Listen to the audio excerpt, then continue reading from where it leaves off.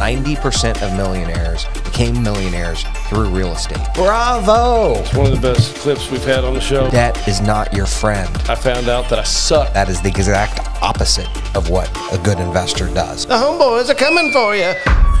Hey everybody, you're kicking it with the homeboys, and we are bringing you another episode of Moron Real Estate. Excited to have you here today. My name is Clint Wetherill, and as always, I'm here with my partner in crime, Mr. Scott Adams. What up? Let's do this. This will be a fun one. Let's dive in, man. Right. I'm excited. Everybody loves the Roth IRA. What's so great about it anyway? Well, it's a tax-advantaged account to grow your wealth. Ha! I put $6,000 into mine, and now I only have a few cents more. I don't think mine's working. Did you invest your money or just contribute it? What do you mean? I put $6,000 in just like some rando on the internet told me to. Right, but after you put the money into the Roth IRA account, you need to invest it. Otherwise, it just sits in the cash reserves, making you about the same amount of interest as you'd see in a savings account. You need to invest your Roth IRA dollars for them to grow. What do I invest in? If you're not sure, I like index funds that track the broader market like these, and you could also invest in a target date retirement fund, which is tailored to your age. How do you know all this?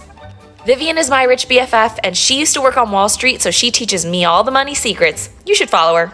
I get a kick out of these videos. It's the way of the world now, where you get your advice and your knowledge from someone who got it from someone they know who used to be in a business versus direct. I don't really understand it, really. Yeah. I don't Is either. she plugging herself or plugging this other person? She's plugging herself. Yeah. But anyhow, everything she said is true. yeah, absolutely. You know, most people have a financial advisor who do the Roth IRA. Their advisor has a strategy for it and gets it allocated very quickly and earning money. Yeah. If you're going to just put it into just contribute to the IRA, it's not going to make anything. I mean, you know, the interest that you make on 0.00025. I mean, it's nothing. So she's right. And, you know, for Scotty and I, we both believe in having a financial advisor, you know, take care of that. I know not everyone has that ability, because I think that, you know, you have to have a certain threshold, you know, for at least for certain ones. I know you do with ours. But, you know, nonetheless, if you're just starting out, you know, I think what she said is really good advice. You know, buying an index fund is good. I don't know much about, you know, the targeted age, you know, funds that she's talking about, but, you know, I totally agree with what she said. You know, I don't even know what's in my retirement accounts. Nor do I. You know, so I have someone that, you know, Scott and I have the same person, you know, that we trust, you know, explicitly. And he handles everything. I'll sit down with him and once every couple of months. Yeah. If it was up to him, we'd sit down with him every week. Correct. Which I enjoy, because he's a close friend, and, you know, we eat breakfast. I see him at 10 a.m. tomorrow. I'm meeting with him for my monthly, my quarterly, whichever it is, with him. And she's right. She's absolutely right. The only thing is, I think there's a trend to people self-managing a lot more and going through, you know, E-Trade accounts and being more involved versus having a financial advisor. I think that's a trend that's happening. I did it. I mean, I did it for many years, and I found out that I sucked at it. Yeah. Like, I was terrible.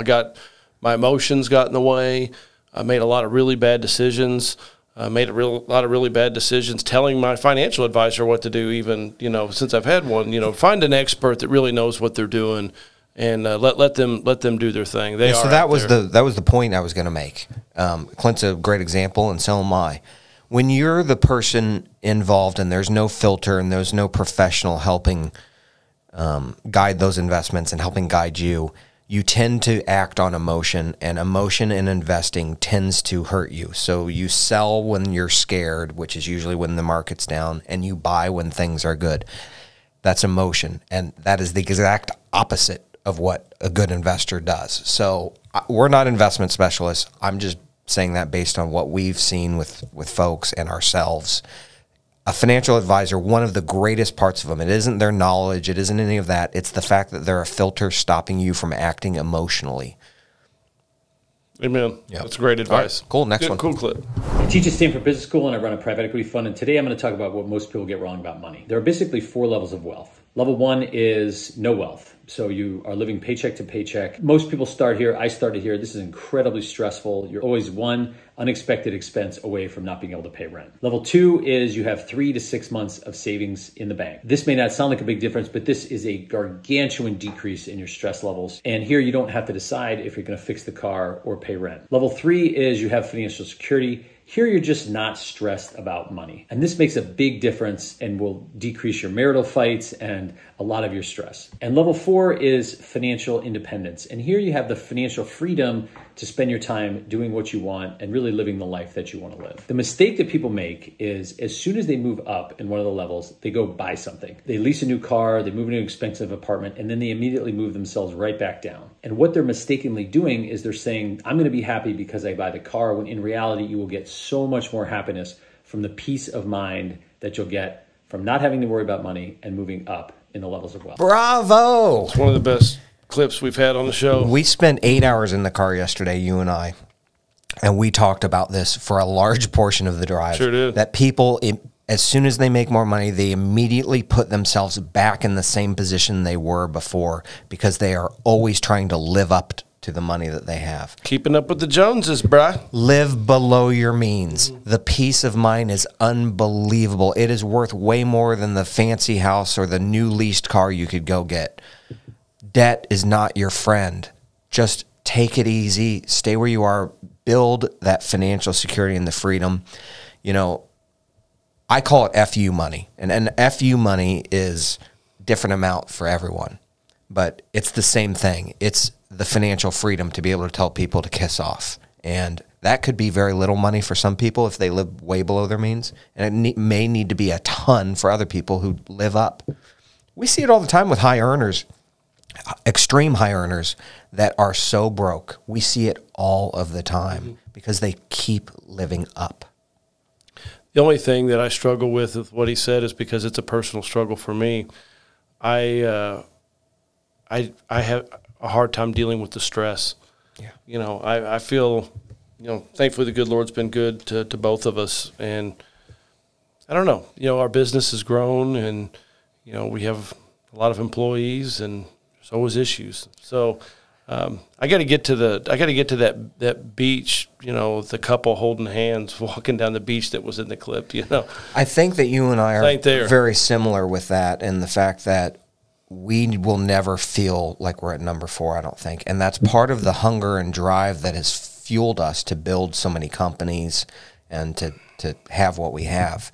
I don't know. I think that 4 is more of a mindset than – I think the difference between 3 and 4 is only mindset in a lot of cases. I think 4, I'd almost have to sell off all my crap. I would. And then just be like, screw close it. the businesses. I'm just not going to do anything, you know. Close the businesses.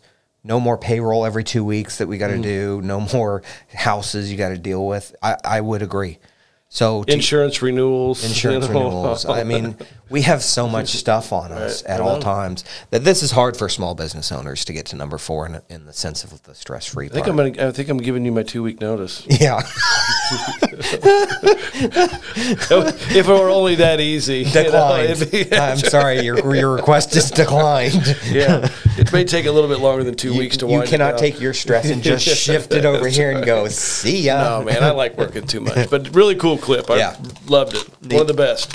How important do you think it is to have real estate as part of their portfolio? I think real estate, Grant, got to be part of a portfolio. First of all, there are tax advantages, depreciation. You'll look at a project and you'll have a loss. Now, not good for your ego, but it made money, but you don't pay tax. And it shows after depreciation, you have a loss. A lot of times they'll analyze my stuff. They'll say, well, you lost money. I say, yeah, I lost money. But you're not losing money. In fact, that loss, you can carry it over to other jobs where you're making a profit. So real estate, from the standpoint of tax benefits, has been great. When you get depreciation, I mean, depreciation's a real thing. It's very real. Yeah, it's real. There is depreciation, but there's also paper depreciation. And that's a great advantage to real estate that many other businesses don't have. It's hard for me not to laugh every time I hear him talk. You know, I'm not going to try an impersonation, but I just think it's so funny. I happen to not like either one of those guys. So, and I'm not political. I don't stand on one side of the political fence or the other. I'm in the middle. In fact, I'm a little unpatriotic, today. But I That don't is not true. You are very patriotic. You love this country as much as anyone I know. That's true. I came across the wrong way. Yeah, you are just not very political. I'm not very political. And you are open-minded. Right. So that is not fair. You are patriotic. I appreciate that, and I said that wrong. But I don't care for either one of those guys. But everything that they said was true. So you had a heart attack when they stopped doing the Pledge of Allegiance at schools. It did still. There's few people I know that are more patriotic than you. But I don't like participating in politics, especially when it comes to the presidential level. I don't. I didn't participate at all during the last presidential election, and I think Trump is his ego is pretty. It's pretty obvious. It's exceptionally giant, and I think Grant Cardone gives a lot of really dangerous advice to people. And I'm not saying that it has not worked for Grant Cardone. I'm sure it has. He's been very successful. He's sold, hundreds of thousands, if not millions, of books and education and all this stuff. But like I said, I don't care for either one of those guys, so it's hard for me to applaud it. But everything that they said was true. And 100%. Hey, let's also just call it how it is. Those are both exceptionally smart men. If you question that, then successful, correct, smart, both hardworking, and again, I'm not going to talk about my feelings. I don't know Grant Cardone. I've never read his books. I stay away from him as much as possible. He's got some good books. Yeah, but I've seen him give some dangerous advice, and I just don't want to be involved in that and even know more about him. I've seen him give advice that will literally sink hundreds of people that are all listening, thousands of people, whoever listens to it and does some of the stuff he says. There's a small percentage it would work for. Yeah. Some of ultra rich. Yeah, but I mean, it's very, very dangerous advice. The content was actually very true. I mean, it wasn't super detailed. It is what it is. Yeah, depreciation on real estate is great. There's great tax advantages. There's so many advantages to owning real estate, which is why 90% of millionaires became millionaires through real estate. They didn't become millionaires and then buy real estate. They became millionaires through real estate, and they know these things about the tax depreciation, all the other benefits. So, yeah. Cool. Next up. You're going to see $1 million guys be $100 million guys the next 2 to 5 years. You're going to see $10 million guys be billionaires the next 2 to 5 years, the ones who are ready. Yeah. But you're also going to see the highly leveraged $200 million guy become a $17 million guy. Damn. You're going to see the highly leveraged $18 million guy become a $600,000 guy. Damn. The next, again, my opinion, this is coming from me purely as an opinion. You can trash it. You can break it apart, do whatever you're doing.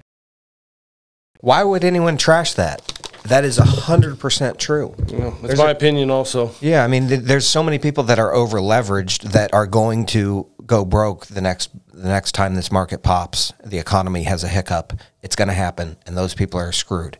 Now, as far as the other people becoming wealthy, yes, 100%. I remember being shocked. I went through to one of the best business colleges. You and I both studied under the same professors, some of the best professors in the country on business, finance, economics, accounting, and real estate. And when I got out of college, I read a couple of books that taught me the power of compounding interest and the power of your money working for you. And my mind was blown.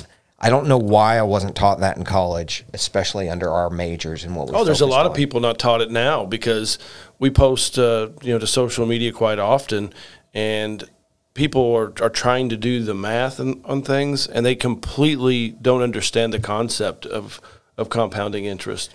If your money is out there working for you, if you are able to save up, you won't believe it's like having you duplicate yourself, and you can do it over and over the more money you have. That's why the wealth gap is being created, because money creates money. Mm-hmm. We have a couple of folks that we know that are super high net worth, and we calculated their interest per day not that long ago, and I think it was $700,000 a day. These are billionaires. But when they're at day 1,000 in their journey, and their wealth is here, and then when they're at day 3,000 their journey. And then that compounding interest, exponential. Correct? It just continues to rise. But no, everything that I agree. I'm always confused by the number of people that want to jump from $100 million people to $1 billion people, or $10 million people to $100 million. That's just not that's not in my goal. In my goals, in fact, I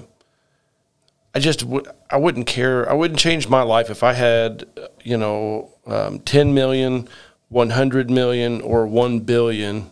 I know it's easy for me to say this when I'm not a billionaire, but I don't think I would change my life as much. So I don't necessarily aspire to get, to that level. I mean, I'd fold up shop way before that and play golf. I don't understand those people. Smoke meat and drink Busch Light. I know you would. Smoke cigars. I stand firm in the fact that if you or I won $100 million in the lottery, that neither of us would change our life. I don't think we would do anything different. I live the life I live. I don't live up. I'd like to based think on I money. would be changing other people's lives. You would change a lot more people's lives. That's a good point. You would change a lot of people's lives. But yeah, I don't understand the people who just keep going. I was talking to a friend of mine that I fish with who's high net worth, and I said, I don't understand how people go past $20 million of net worth. I don't understand it because, like Clint said, I'd fold up and I'd be fishing every day. It's more than I need. I can change lives. It's a lie. Neither of us would go play golf or fish. We'd still do what we do because we love it. But at the same time, I wouldn't be chasing dollars anymore. So I don't understand those folks. No, either. I think it's also I don't want to be that insane. I feel like that drive, drive is great, but I think that there's a certain point where it becomes insanity. Yep. But you look at high producers in whatever field that they're in. A lot of times there's a certain unhealthy drive, a lot of times. So I guess, getting off the topic of the clip, I just believe in trying to stay humble. Yeah. I really believe that you're going to live a better life, be rich. I think there's nothing wrong with being rich, but be humble about it. And, try to, there's a clip somewhere that I heard, if you're not improving other people's lives, then you are wasting your time. Yeah, it's a great saying. This goes back to the first clip that we did where he talks about living below your means too. Mm-hmm. You can have such satisfaction. And I grew up in one of the wealthiest counties in the United States, and I was surrounded, as you know, by the ultra rich. Mm-hmm. And we weren't. I was a teacher's son, in that. That's why we lived there. She was a teacher within that school system, and it's unbelievable how unhappy the ultra wealthy are. It's unbelievable how unhappy they are. I'll end with this. I ran out of room at my house for this blanket drive that my daughter did for the homeless, and I have it spilt over. We started in the winter and it spilt over. We're in the summer now. But I have 150 blankets that I got to bring in here and store in my office. Here. Is that what those are in your truck, the back of your truck? Yeah, I wondered. Bring them in here. We got some company coming over. We need to get them out of out of the house. So how awesome! That's what it's all about. It is. That's amazing. The fulfillment that I've watched. I've had watching my daughter do something for someone else. But anyhow, we're upping our charity game here. We're going to start sponsoring a charity for each podcast and putting a link below. We want to Clint and I, behind the scenes, we support a lot of different things, and we believe that's a good use of our income and the blessings that we have, passing them on. We're going to try to start firing other people up. Pay it forward, man. Well, that is our show for this week for Moron Real Estate. We love analyzing these clips. We want to give you our perspective on real estate investing, financial security, and if you're posting a bunch of bogus stuff out there that's dangerous to our listeners, the homeboys are coming for you. Till next time, happy investing.